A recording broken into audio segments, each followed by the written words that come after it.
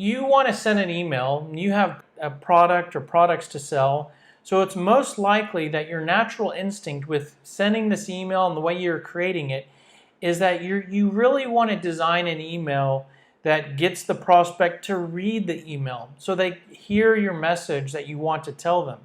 And you probably want the prospect to reply to the email that you're going to send to them.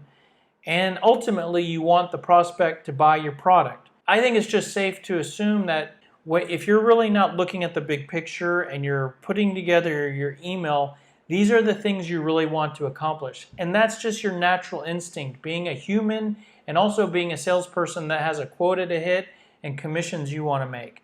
Now, what I want you to do is realize that while that's your natural instinct, there's another thing for you to focus on.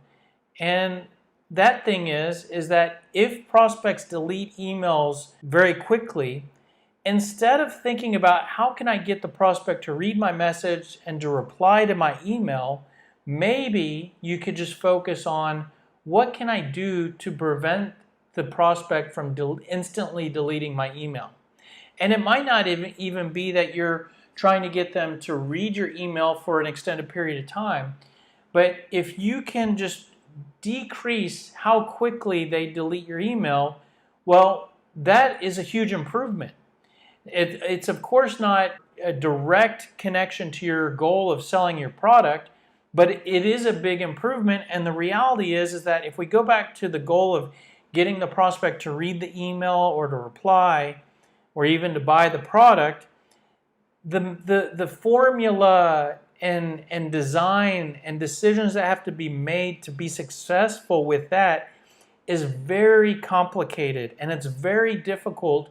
Not to say it's impossible, not to say you should give up on it or not ever think about that, but it is very difficult. And the formula is maybe unique for every different product you sell and every different salesperson and every different prospect.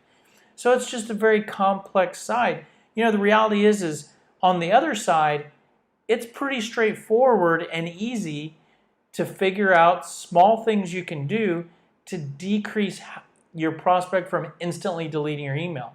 So what I'm going to talk about here today, we're going to talk about some things that help on the left side with getting prospects interested and educating them. But a lot of what I'm going to focus on is communicating in a way so that your prospects just don't instantly delete your message and that you're just dead as soon as you're getting out of the water.